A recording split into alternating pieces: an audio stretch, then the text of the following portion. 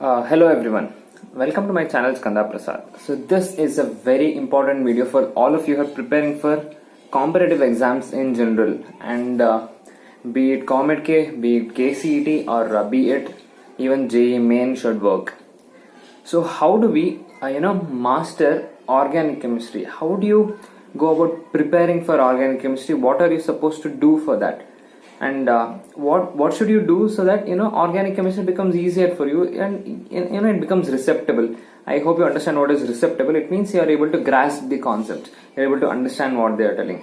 So that is what is recepting ability of a student such as yourselves. So how do we do that? What are we supposed to do? So before I begin, let me tell firstly about the formula book, which I've to the link I've given it in the description. If you want, you can duly purchase it. It is one which I have written personally. Around 250 formulas are there. When I used to prepare for my competitive exams during 2016 to 18, it's a formula book written that time, and amazingly positive response I've received for that.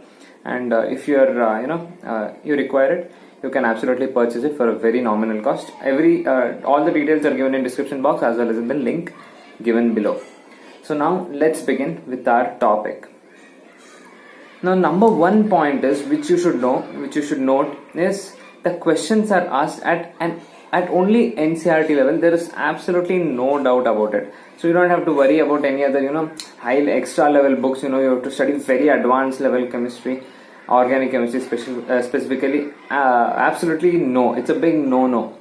Why? Because the questions itself are asked in NCERT level. Even JEE Main asks questions which the reaction directly come from NCERT, but there are some hidden reactions somewhere which usually students they skip those. So those reactions are also asked, and when you recheck it, you get to know that it is from NCERT itself.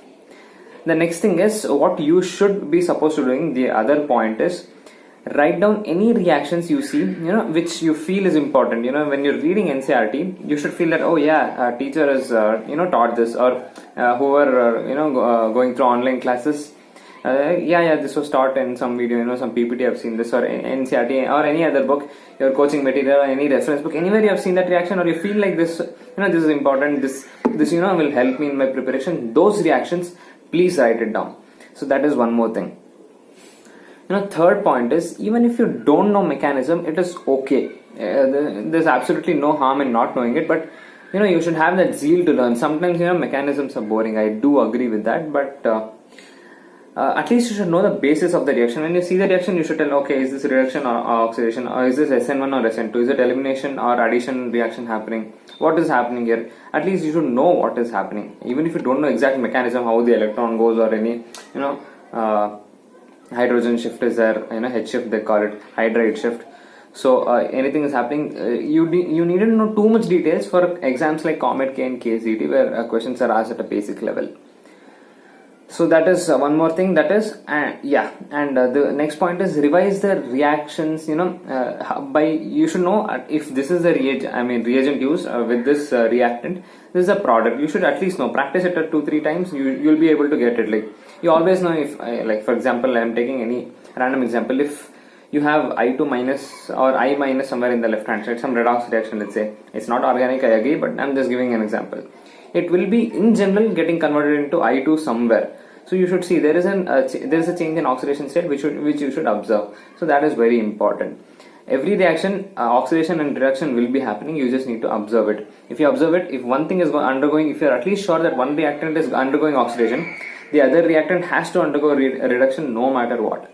So that it's reduced product, you have to write it. That's it. There's no a rocket science in that. Next thing is, in organic, you don't need to worry about balancing the reaction. It is not necessary. It is very important in redox reactions or normal physical reactions, physical chemistry. But in organic, it's not necessary, because here we deal with molecular masses, which in the beaker itself it happens. So you don't have to worry much about that. The next thing is, keep a very tiny book. Keep a very tiny book which is only for the reagents which are used. Only reagents. Only and only reagents, nothing else. You should write the reagent. its full name if it is there, or any common name if required, and what it does, whether it is a reducing agent, whether it is oxidizing agent, whether it is a catalyst, or positive or negative catalyst. Write all that down. You should at least know what is positive and negative catalyst. Positive catalyst increases the rate of reaction, while negative catalyst decreases. It slows down the reaction. So all these you have to write. Oxidizing, reducing, or any other thing. Maybe some other reduction reaction. It's reagent, like many other. You'll find alcoholic AOH or eliminating, bond forming. Whatever reagents it's used, wherever you see, just write that reagent down and what it does.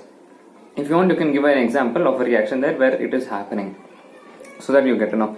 Some reagents will work only on primary like carbon compound. Some will work on tertiary. Sometimes there are many cases where it will only act on ketones but not on some other things, alcohols or like that. Many examples are there, many exceptional cases are there. Please note it down. So that is one more point. The next thing is practice solving isomerism questions. Questions will come like some compound is given or its name is given and how many isomers are there for that. So you need to know how do you do that, so that you calculate the isomers quickly and then write the answer, its types, etc. Optical isomerism or like structural isomerism. You should know all that, at least if you don't use this lockdown period to learn that.